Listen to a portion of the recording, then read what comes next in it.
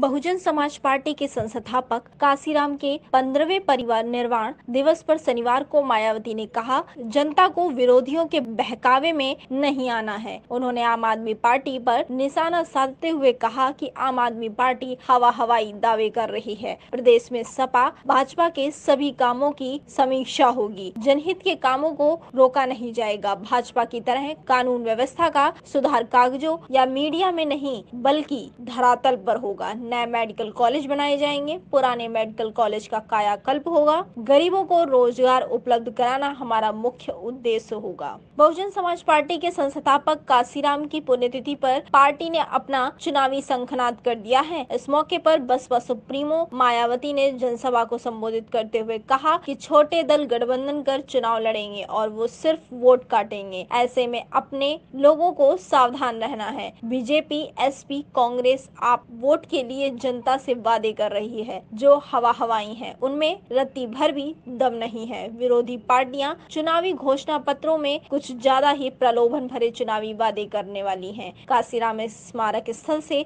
मायावती ने कहा कि मैं चुनाव आयोग को लिखूंगी कि चुनाव से 6 महीने पहले सभी सर्वे पर रोक लगे। बंगाल की मुख्यमंत्री ममता बनर्जी के मामले में ऐसा हुआ था। बीजेपी पार्टी की मशीनरी अपने पक्ष में हवा बनाने की कोशिश कर रही है। वो हिंदू मुस्लिम को भड़काने की कोशिश करेगी। उत्तर प्रदेश के कोने कोने से आए हुए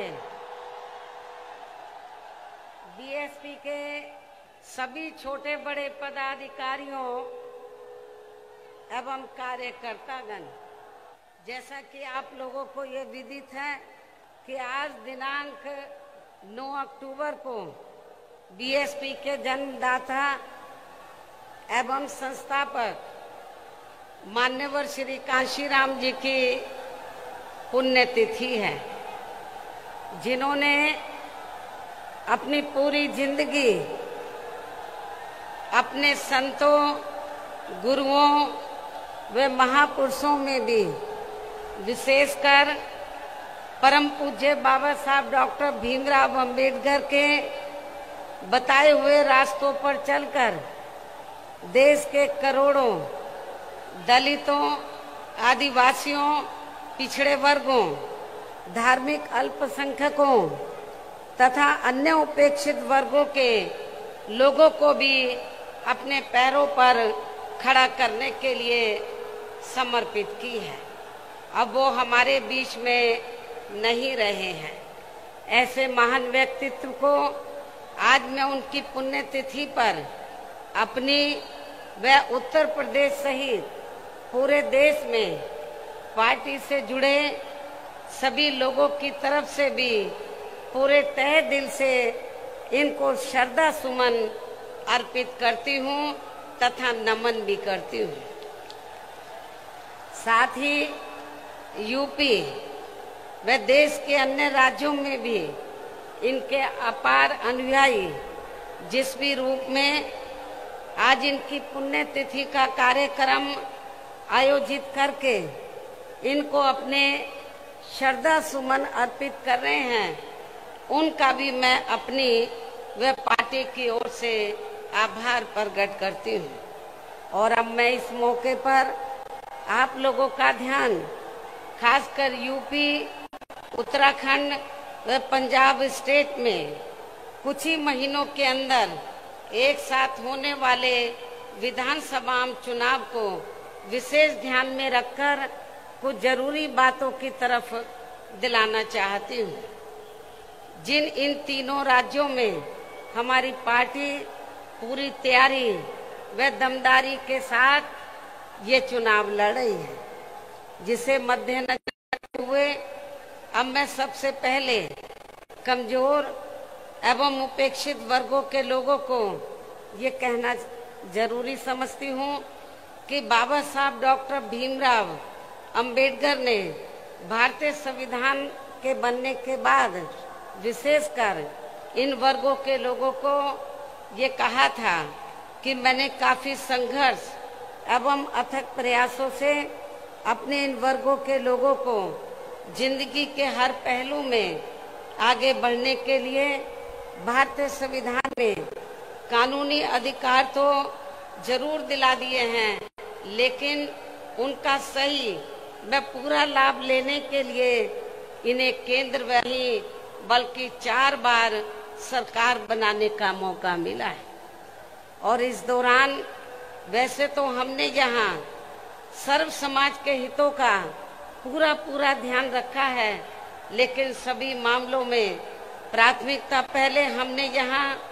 सर्व समाज में से उन गरीब, कमजोर एवं उपेक्षित वर्गों के लोगों को दी है, जिनकी यहाँ जातिवादी, संकीर्ण व पूंजीवादी मानसिकता रखने वाली पार्टियों की रही सरकारों में काफी ज्यादा उपेक्षा की गई है। साथ ही इनकी सरकारों में उपेक्षित रहे अपने सभी संतों, गुरुओं व महापुरुषों आदि को भी हमने पूरा आदर सम्मान दिया है। इसके साथ साथ हमारी पार्टी की रही सरकार ने यहाँ सर्व समाज में से विशेषकर गरीबों, मजदूरों, बेरोजगारों, किसानों, छोटे व्यापारियों, कर्मचारियों, वकीलों एवं अन्य मेहनतकश लोगों के साथ साथ छात्रों, युवाओं, महिलाओं व बुजुर्गों आदि के हितों में भी अनेकों ऐतिहासिक कार्य किए हैं तथा प्रदेश का हर स्तर पर काफी विकास भी किया है, जिनको सत्ता परिवर्तन होने पर अब विरोधी लोग किसी न किसी रूप में अधिकांश उन्हीं को ही भुना रहे हैं। और अब तो केंद्र व अन्य राज्यों की भी सरकारें इनकी काफी नकल कर रही हैं। इसके साथ ही यहाँ बिगड़ी हुई कानून व्यवस्था को भी काफी हद तक सुधारा गया है। इतना ही नहीं बल्कि जब यूपी में सन 2007 में पहली बार यहाँ बीएसपी की अकेले ही पूर्ण बहुमत की सरकार बनी थी, तो तब फिर हमने यहाँ प्रदेश व यहाँ की आम जनता का काफी युद्ध स्तर पर चौतरफा विकास व उद्धार आदि किया था। यहाँ बेहतरीन कानून व्यवस्था भी दी थी, जिसकी पूरे देश में काफी सराहना भी की गई थी। लेकिन ये सब यहाँ हमारी विरोधी पार्टियों को अच्छा नहीं लगा और इसके बाद तब से यहाँ सभी जातिवादी, संकीर्ण व पूंजीवादी पार्टियां अंदर एकजुट होकर व किस्म किस्म के हथकंडे आदि इस्तेमाल करके बीएसपी को सत्ता में आने से रोकने में लगी हैं, जिसकी खास वजह से ही पिछले 2 विधानसभा आम चुनावों में हमारी पार्टी यहाँ सत्ता में आसीन नहीं हो सकी है। लेकिन इस दौरान चाहे यहाँ सपा सत्ता में रही हो या बीजेपी सत्ता में आसीन है, किंतु यहाँ की जनता इन दोनों सरकारों में काफी ज्यादा दुखी रही है, ये भी सर्वविदित है। और अब प्रदेश की जनता बीएसपी के शासन काल को ही याद कर रही है और यहाँ सत्ता परिवर्तन करने के लिए काफी हद तक अपना मन भी बना चुकी है। और ऐसे में अब इस बार यहाँ बीएसपी की सरकार बनना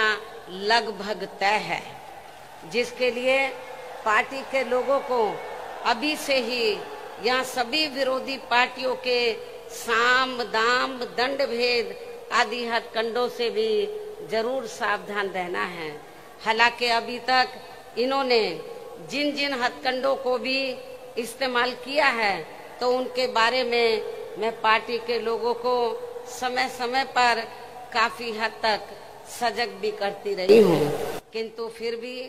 इस संबंध में सावधानी के तौर पर यहाँ मैं आप लोगों को ये कहना जरूरी समझती हूँ कि यहाँ प्रदेश में कुछ ऐसी भी छोटी छोटी पार्टियां व संगठन आदि हैं जो अकेले या फिर गठबंधन करके भी ये चुनाव लड़ सकते हैं। इनका मकसद कोई चुनाव जीतना नहीं होता है, बल्कि अपने स्वार्थ में पर्दे के पीछे से खासकर सत्ताधारी पार्टी को फायदा पहुंचाने के लिए ही होता है। और फिर ये लोग उन्हीं के हिसाब से अपने उम्मीदवार भी चुनाव में खड़ा करते हैं। इसलिए ऐसी पार्टियों व संगठनों को अपनी जात बरादरी व रिश्ते नातों आदि के भी चक्कर में पड़कर इन्हें अपना वोट देकर कतई भी खराब नहीं करना है, वरना फिर से यहाँ बीजेपी सत्ता में वापस आ सकती है। इसके साथ ही प्रदेश में एक पार्टी तो ऐसी भी है जो दूसरी पार्टियों के स्वार्थी व टिकटार्थी किस्म के लोगों को अपनी पार्टी में शामिल करा के अपने कुनबे व परिवार आदि को बढ़ाने में लगी रहती है, जिसके शासन काल में यहाँ की जनता खासकर कानून व्यवस्था के मामले में काफी ज्यादा दुखी रही है। ऐसी पार्टी के बहकावे में भी आप लोगों को कतई भी नहीं आना है। इसके साथ ही चुनाव घोषित होने से कुछ समय पहले वे वोट पड़ने तक भी हमारी पार्टी को नुकसान पहुंचाने के लिए या खासकर जातिवादी मीडिया या फिर बीएसपी के विरुद्ध प्रायोजित किया गया मीडिया भी बीएसपी की स्थिति को जानबूझकर काफी कमजोर करके दर्शाता रहेगा, जिससे भी पार्टी के लोगों को बिल्कुल भी गुमराह नहीं होना है। और इस संबंध में हम जल्दी ही मुख्य चुनाव आयोग को भी एक चिट्ठी लिखेंगे कि किसी भी स्टेट में जब विधानसभा आम चुनाव का समय 6 महीने रह जाए तो तब से लेकर वोट पड़ने तक सभी एजेंसी के सर्वे पर रोक लगनी चाहिए, ताकि उसकी आड़ में जो कुछ एजेंसी का धंधा चल रहा है तो वे बंद हो जाए तथा फिर चुनाव भी प्रभावित ना हो सके। जैसे आप लोगों को ये मालूम है कि बंगाल में जब विधानसभा का आम चुनाव चल रहा था तो वहां पर रिजल्ट आने से पहले तो सर्वे वाले तो ममता बनर्जी को बहुत पीछे दिखा रहे थे, लेकिन जब रिजल्ट आया तो उल्टा आया और जो सत्ता के सपने देख रहे थे तो वो उनका सपना चकनाचूर हो गया और ममता बनर्जी तो भारी बहुमत से वहां सत्ता में पुनः वापस आ गई। इसलिए आप लोगों को ये जो सर्वे वगैरह है इनके बहकावे में कतई नहीं आना है। इतना ही नहीं बल्कि अब तो चुनाव के नजदीक बीजेपी की केंद्र व यूपी की सरकार यहाँ अपनी पार्टी के पक्ष में हवा बनाने के लिए जिस प्रकार से सरकारी मशीनरी का इस्तेमाल कर रही है ये भी किसी से छिपा नहीं है। हो सकता है कि जब इससे भी इनका काम चलने वाला नहीं है तो तब फिर ये पार्टी आखिर में इस चुनाव को किसी भी मामले में हिंदू मुस्लिम सांप्रदायिक रंग देकर तथा उसकी आड़ में भी राजनीतिक फायदा उठाने का पूरा प्रयास कर सकती है। उसे भी ध्यान में रखकर आपको ये चुनाव लड़ना है। इसके साथ साथ आजकल ये बात भी काफी चर्चा में है कि इस बार चुनाव में बीजेपी अपने बड़े बड़े पूंजीपतियों व धंधा सेठों आदि से काफी धन खर्च कराने वाली है, जिनके हिसाब से ही ज्यादातर नीतियां बना के ये लोग अपनी सरकार चलाते हैं, जिसकी खास वजह से ही अब पूरे देश के किसान केंद्र सरकार के बनाए गए तीनों कृषि कानूनों को लेकर अभी तक भी काफी आक्रोशित व आंदोलित भी हैं। और अब तो आंदोलित किसानों का काफी ज्यादा शोषण व उत्पीड़न भी किया जा रहा है और इस मामले में लखीमपुर खीरी की घटना इसका ताजा उदाहरण भी है। इसके अलावा अब ये पार्टी चुनाव घोषित होने के नजदीक व चुनाव के दौरान भी यहाँ खासकर कोरोना नियमों की आड़ में हमारी पार्टी के लोगों को भी काफी परेशान कर सकती है, जिसे भी ध्यान में रखकर पार्टी के लोगों को इस चुनाव में कोरोना नियमों का जरूर पालन करते रहना है। वैसे भी इस मामले में अभी सावधानी बरतते रहना ही आपके स्वास्थ्य व पार्टी के भी हित में बहुत जरूरी है। इसके साथ ही इस संदर्भ में सावधानी के तौर पर यहाँ मैं आप लोगों को ये भी कहना चाहती हूँ कि आजादी के बाद देश के अन्य राज्यों की तरह यहाँ आपके यूपी में भी काफी वर्षों तक ज्यादातर कांग्रेस पार्टी ही सत्ता में आसीन रही है। यही स्थिति केंद्र में भी थी, लेकिन कांग्रेस पार्टी की जातिवादी व पूंजीवादी सोच होने के कारण उस समय कांग्रेस पार्टी की रही सरकार में सभी जाति व धर्मों में से जो लोग अपने खुद के इस प्रदेश में रोटी रोजी नहीं मिलने के कारण उसकी तलाश में व मजबूरी में यहाँ से बड़ी संख्या में अपनी रोटी रोजी के लिए पलायन करके दूसरे राज्यों में चले गए थे। तो उनमें से इस बार अधिकांश लोग कोरोना काल में वहां से पलायन करके फिर से अपने खुद के प्रदेश यूपी में वापस आ गए थे और लगभग यही स्थिति कुछ और राज्यों में भी हमें देखने के लिए मिली है। किंतु इनके लिए यूपी में भी आकर अति दुख की बात ये रही कि यूपी की वर्तमान भाजपा सरकार ने ना तो इनकी रोजमर्रा की जरूरतों को पूरा किया तथा ना ही इनको रोटी रोजी के साधन देकर इन्हें यहाँ स्थापित करने का भी कोई प्रयास किया है, जिससे दुखी होकर तब ये लोग यूपी से लॉकडाउन के हटते ही यहाँ से पुनः पलायन करके अपनी रोटी रोजी के लिए फिर से दूसरे राज्यों में वापिस चले गए। इसके साथ ही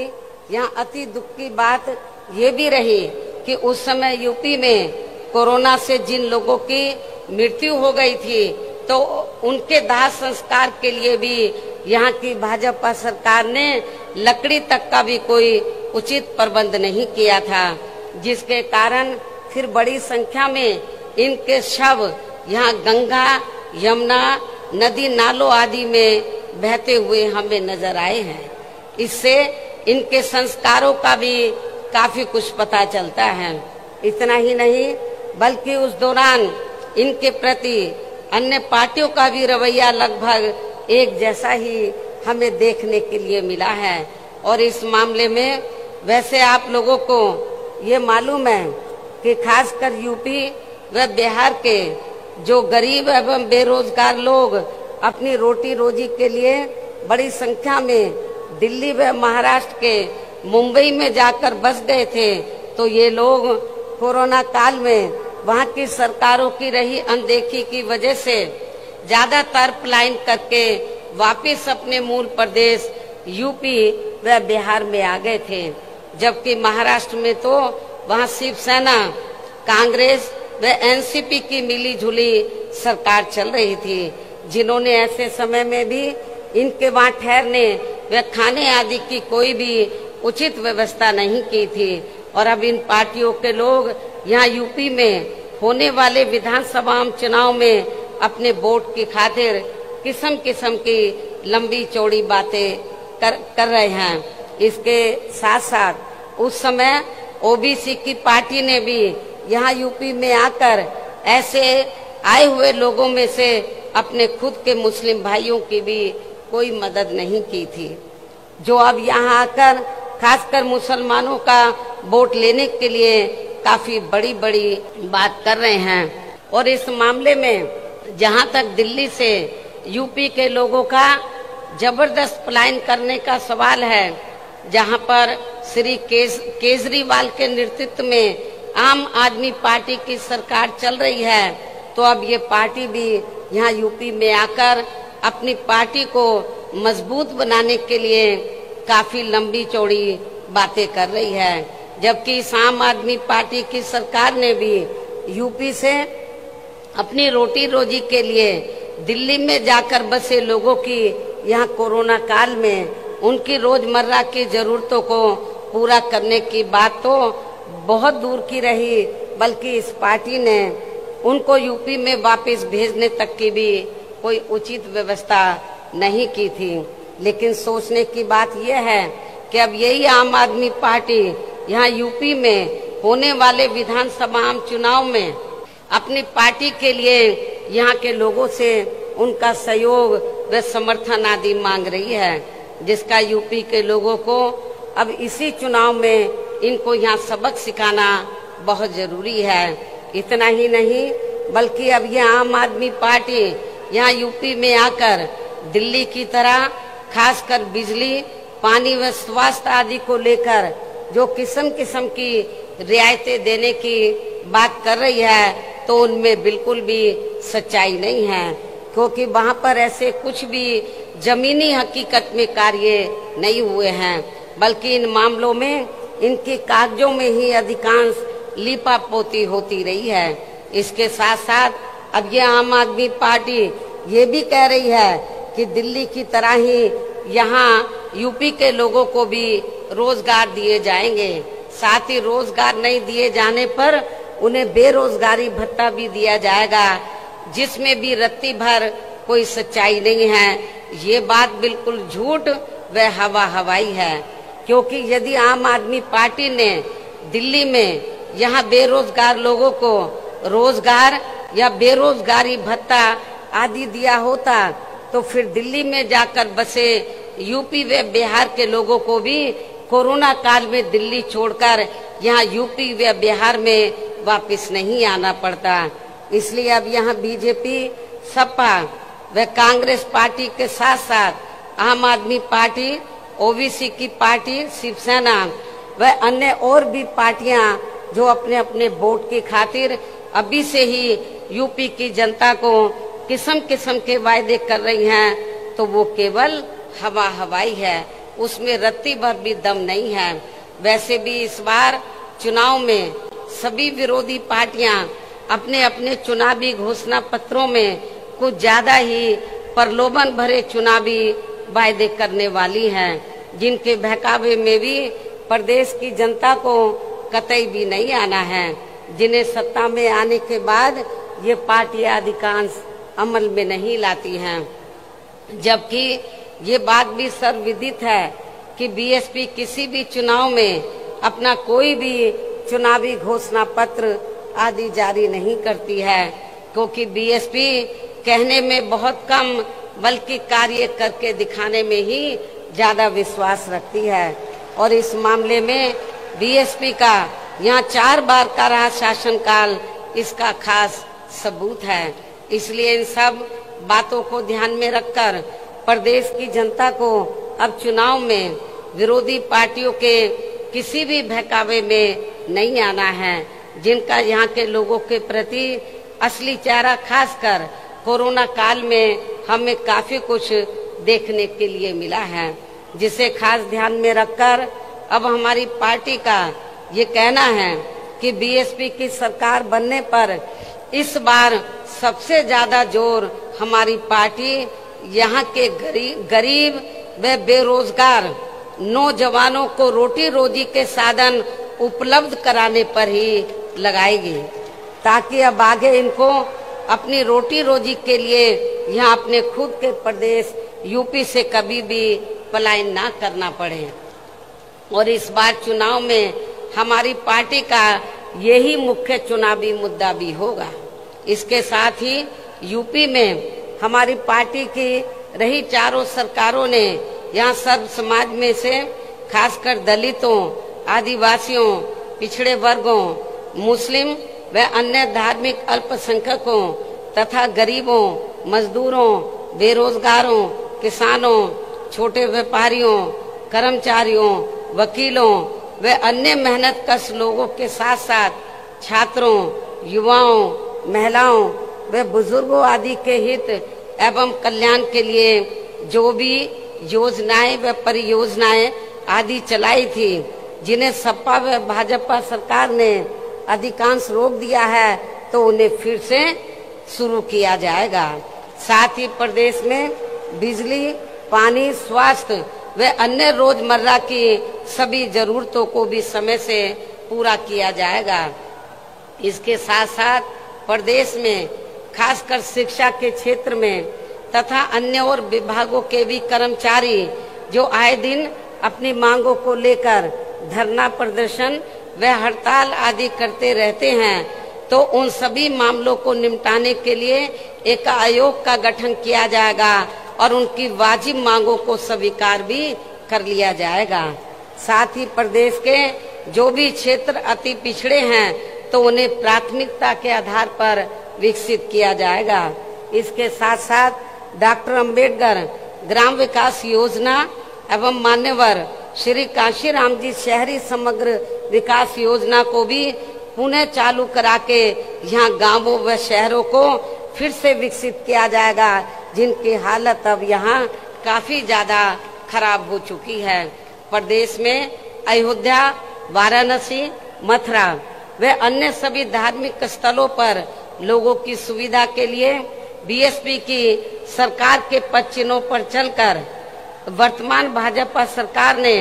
अभी तक जो भी कार्य शुरू किए हैं तो वे अभी पूरे नहीं हुए हैं, तो उन्हें बदले की भावना से रोका नहीं जाएगा बल्कि पूरा कराया जाएगा। इसके अलावा प्रदेश में सरकार बनने पर पहले नए हॉस्पिटल, मेडिकल कॉलेज एवं शिक्षण संस्थान आदि नहीं बनाए जाएंगे, बल्कि पहले से जो बने हैं जिनकी काफी दयनीय हालत हमें कोरोना काल में देखने के लिए मिली है तो उन्हें पहले सुधारा जाएगा। इसी प्रकार प्रदेश में सड़कें व पुल आदि भी नए बनाने से पहले यहाँ पुरानी सड़कों व पुलों आदि को ही ठीक किया जाएगा ताकि कोई जनहानि न हो सके। साथ ही प्रदेश के विकास व जनहित में केंद्र एवं स्टेट की अभी तक जो भी सही योजनाएं चल रही हैं तो उन्हें विरोधी पार्टियों की तरह बदले की भावना से रोका नहीं जाएगा। इसके साथ ही सपा व भाजपा सरकार की तरह दूसरी सरकारों के किए गए कार्यों के नाम बदलकर ये भी नाटक नहीं किया जाएगा। कहने का तात्पर्य ये है कि प्रदेश में सपा व भाजपा सरकार के सभी कार्यों की ईमानदारी से समीक्षा की जाएगी। जो कार्य सही व जनहित में हैं तो उन्हें जरूर आगे बढ़ाया जाएगा, अर्थात रोका नहीं जाएगा। इसके अलावा मेरी सरकार में वर्तमान भाजपा सरकार की तरह कानून व्यवस्था का सुधार केवल कागजों व मीडिया आदि में नहीं बल्कि जमीन पर ही लोगों को हकीकत में होता हुआ नजर आएगा। खासकर सपा सरकार में जो गुंडे, बदमाश व माफिया आदि खुलेआम जनता का शोषण व उत्पीड़न आदि करते हैं तो वे मेरी सरकार में आपको जेल के बाहर नहीं बल्कि जेल की सलाखों के अंदर ही नजर आएंगे, जहां उनकी असली जगह होनी चाहिए। इस प्रकार से प्रदेश में सर्वजन हिताय व सर्वजन सुखाय के लिए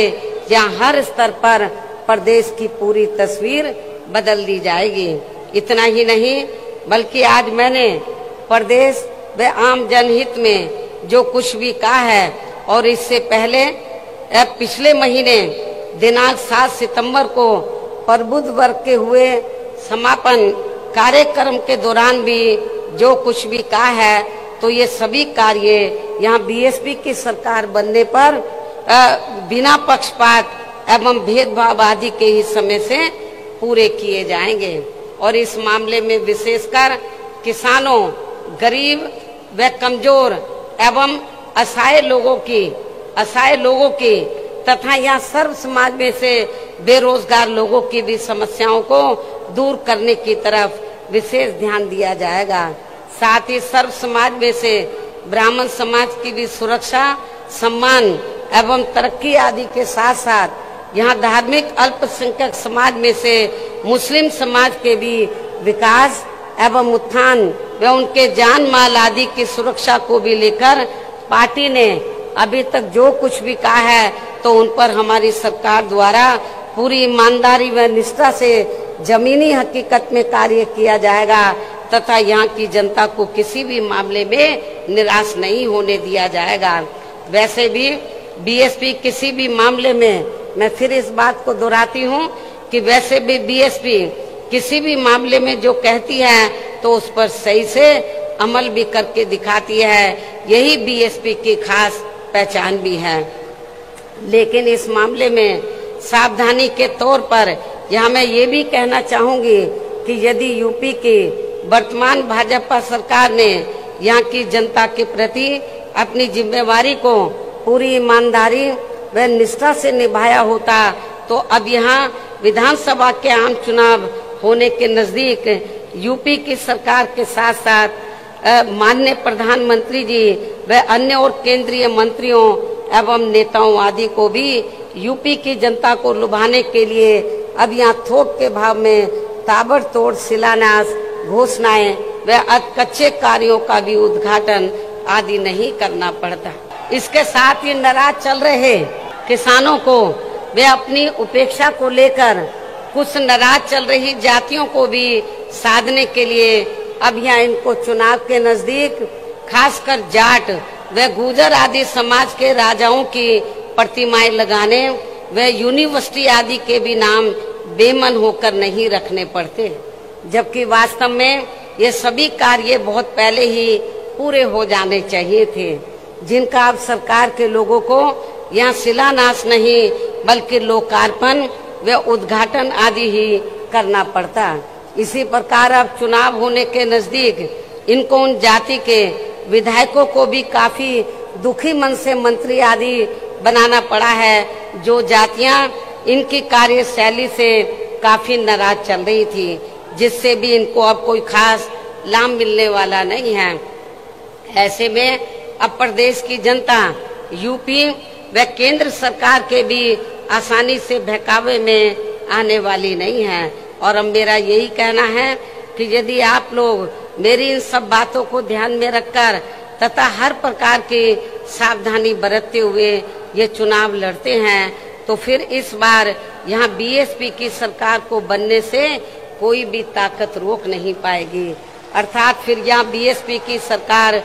जरूर बनेगी। और ऐसा हो जाने पर फिर यही आज पार्टी के लोगों की मान्यवर श्री कांशीराम जी के प्रति सच्ची श्रद्धा भी होगी। इस उम्मीद के साथ ही मैं आप लोगों को पार्टी के आगे के प्रोग्राम के बारे में ये भी बताना चाहती हूँ कि इसी महीने दिनांक 21 अक्टूबर सन 2021 से प्रदेश की प्रत्येक विधानसभा में उसके सभी सेक्टरों व पोलिंग बूथों आदि की बनी कमेटियों के सभी पदाधिकारियों को यहाँ विधानसभा आम चुनाव को खास ध्यान में रखकर उन्हें कैडर के जरिए हर स्तर पर तैयार व सजग करने का कार्य युद्ध स्तर पर पूरे प्रदेश में शुरू किया जाएगा। और ये कार्य पूरा होने पर फिर जरूरत अनुसार ही आगे का कार्यक्रम बनाया जाएगा। इसके साथ ही प्रत्येक विधानसभा वार कैडर का ये कार्य पार्टी के केवल पूरे मंडल को देख रहे मुख्य सेक्टर प्रभारियों व पार्टी के स्टेट एवं केंद्रीय वरिष्ठ पदाधिकारियों द्वारा ही लिया जाएगा। इतना ही नहीं बल्कि आपकी मदद के लिए पिछले महीने 7 सितंबर को वे आज 9 अक्टूबर को भी मैंने खासकर यहाँ यूपी में होने वाले विधानसभा चुनाव को ध्यान में रखकर जो भी जरूरी बातें आप लोगों के सामने रखी हैं तो उन्हें बुकलेट के जरिए भी हर विधानसभा में वहाँ के लोगों तक जरूर पहुँचाया जाएगा। और इस मामले में मैं ये भी कहना चाहूंगी, यदि मुझे ये लगा कि आप लोग मेरे आज दिए गए इस आदेश व निर्देश का सही से पालन नहीं कर पा रहे हैं तो फिर मैं जरूरत महसूस होने पर पार्टी हित में प्रदेश की किसी भी विधानसभा में जाकर खुद उसका निरीक्षण भी कर सकती हूँ। इसलिए आपको ये कार्य पूरी ईमानदारी से ही करना है ताकि मुझे आपका इम्तिहान ना लेना पड़े। इसके साथ साथ यहाँ मैं ये भी कहना चाहती हूँ कि इसी पैटर्न पर चलकर उत्तराखंड व पंजाब स्टेट में भी पार्टी के लोग ये कार्य 21 अक्टूबर से ही शुरू करेंगे। इस प्रकार से आप लोग अपनी पूरी तैयारी के साथ इन तीनों राज्यों में यहाँ की सरकारों को सत्ता से जरूर बाहर करेंगे। अर्थात आप लोग उत्तर प्रदेश में व इससे लगे उत्तराखंड प्रदेश में भी अपनी पार्टी की सर्वजन हिताय व सर्वजन सुखाय की सरकार जरूर बनाएंगे। साथ ही पंजाब स्टेट में भी बीएसपी व अकाली दल गठबंधन की श्री सुखबीर सिंह बादल जी के नेतृत्व में यहाँ भी अपनी सरकार जरूर बनाएंगे। इस भरोसे के साथ ही अब मैं मान्यवर श्री कांशीराम जी की पुण्यतिथि के मौके पर केंद्र की सरकार से इनको भारत रत्न की उपाधि से सम्मानित करने की भी जोरदार मांग करती हूँ और इसके लिए इनसे ये विशेष आग्रह भी करती हूँ। हालांकि इस मामले में हमें ये मालूम है कि केंद्र में कोई भी जातिवादी सरकार जल्दी से हमारे दलित वर्ग के महान व्यक्तित्व को इस उपाधि से सम्मानित करने वाली नहीं है और इस संदर्भ में बाबा साहब डॉक्टर भीमराव अंबेडकर का खास उदाहरण आप लोगों के सामने है। आप लोगों को मालूम है कि बाबा साहब ने तो देश का संविधान बनाया और जब केंद्र में अंग्रेजों के जाने के बाद कांग्रेस सत्ता में आई, राज्यों में भी रही, तो कांग्रेस की जिम्मेवारी बनती थी कि बाबा साहब को भारत रत्न की उपाधि से सम्मानित करना चाहिए था। लेकिन कांग्रेस की केंद्र की सरकार ने बाबा साहब को भारत रत्न की उपाधि से सम्मानित नहीं किया और नतीजा क्या हुआ, हमारे लोग इसके लिए काफी संघर्ष करते रहे लेकिन सफलता नहीं मिली क्योंकि कांग्रेस पार्टी नहीं चाहती थी कि दलितों को और खासकर बाबा साहब को ये सम्मान मिले। उसके बाद जब बीएसपी बनी और 1989 में जब केंद्र में जनता दल की सरकार बनी श्री बीपी सिंह के नेतृत्व में और कांग्रेस सत्ता से बाहर हुई और मिली जुली सरकार बनी तो उस समय हमारी पार्टी के 3 एमपी जीत कर आए थे। मैं खुद भी जीत कर आई थी 1989 में बिजनौर से। तो उस समय श्री बीपी सिंह जी ये चाहते थे कि हम लोग सरकार में शामिल हो जाएं। हमने श्री बीपी सिंह को ये कहा कि हमें कोई मंत्री का पद नहीं चाहिए, हम केवल 2 ही आपसे मांग कर रहे हैं, एक तो बाबा साहब को भारत रत्न की उपाधि से सम्मानित किया जाए और दूसरा मंडल कमीशन की रिपोर्ट लागू की जाए। तो श्री बीपी सिंह जी ने हमारी बात को मान लिया और श्री बीपी सिंह जी की सरकार में ही बाबा साहब को भारत रत्न की उपाधि से सम्मानित किया गया और पिछड़े वर्ग की मंडल कमीशन की रिपोर्ट लागू हुई। लेकिन ये बीजेपी को उस समय अच्छा नहीं लगा, जो आज जनगणना का भी विरोध कर रहे हैं ओबीसी का, और उन्होंने श्री बीपी सिंह की सरकार ज्यादा दिन नहीं चलने दी और उनकी सरकार गिर गई। इसलिए अब चाहे ये पार्टी अर्थात कांग्रेस पार्टी, इसलिए कांग्रेस ने यदि ऐसा किया होता तो आज कांग्रेस की हालत ऐसी नहीं होती। इसलिए अब चाहे ये पार्टी अर्थात कांग्रेस पार्टी दलित को किसी भी स्टेट का मुख्यमंत्री व देश का प्रधानमंत्री तथा पार्टी का हेड भी क्यों ना बना दे तो भी दलित वर्ग के लोग बाबा साहब का ये अपमान भूलने वाले नहीं हैं। इसके साथ ही पिछड़े वर्ग के व्यक्ति को भी ये सभी महत्वपूर्ण पदों पर भी क्यों ना रख लें तो भी इस वर्ग के लोग कांग्रेस को जल्दी से माफ करने वाले नहीं हैं, जिसने केंद्र में अपनी सरकार के रहते हुए इनकी मंडल कमीशन की रिपोर्ट को लागू नहीं किया था। इसी प्रकार अब कांग्रेस पार्टी किसानों के मुद्दे की आड़ में खासकर सिख समाज को लुभाने के लिए कितनी भी नाटकबाजी क्यों ना कर ले तो भी देश में सिख समाज के लोग कांग्रेस के राज में हुए सिख दंगों को आसानी से भुलाने वाले नहीं हैं। संक्षेप में अब मेरा यही कहना है कि केंद्र में जब तक जातिवादी सरकारें चलती रहेंगी, जातिवादी मानसिकता वाली सरकारें चलती रहेंगी तो तब तक यहाँ दलित वर्ग के महान व्यक्तित्व को आसानी से भारत रत्न की उपाधि से सम्मानित नहीं किया जाने वाला है। लेकिन फिर भी हमारी पार्टी का मान्यवर श्री कांशीराम जी को ये सम्मान दिलाने का प्रयास हमेशा जारी रहेगा। वैसे भी किसी भी मामले में कांग्रेस में अन्य जातिवादी पार्टियों को भी यहाँ दलित, आदिवासी व पिछड़े वर्ग के लोग केवल इन्हें अपनी मुसीबत व मजबूरी आदि में ही याद आते हैं। ये सब हमें पिछले महीने पंजाब स्टेट में भी काफी कुछ देखने के लिए मिला है। इसे भी हमारे लोगों को जरूर ध्यान में रखकर चलना चाहिए। इन्हीं जरूरी बातों के साथ ही अब मैं मान्यवर श्री कांशीराम जी की प्रतिमा पर अपने श्रद्धा सुमन अर्पित करती हूँ तथा मेरे बाद यहाँ भारी संख्या में आप ये देखो चारों तरफ भीड़ ही भीड़ है और जितने लोग अंदर हैं इससे काफी ज्यादा लोग बाहर भी हैं। तो आप लोग अपने खुद के साधनों से चलकर,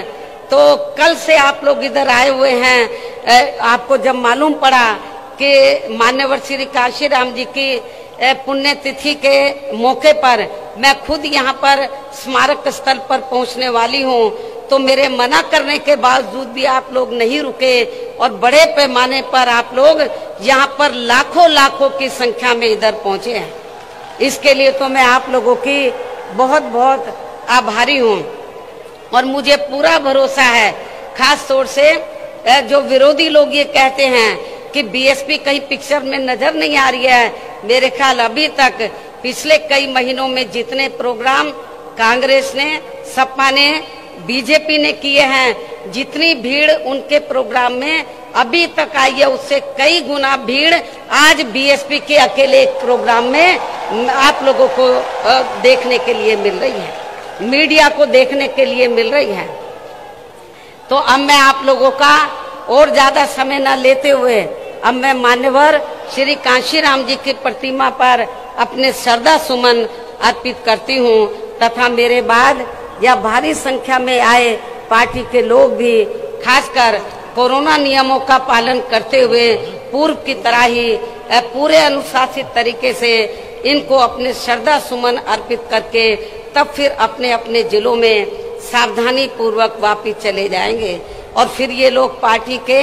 आज घोषित किए गए कार्य में पूरे जी जान से जुट जाएंगे। इस उम्मीद के साथ ही अब मैं आप लोगों से यही रजा लेती हूँ। जय भीम,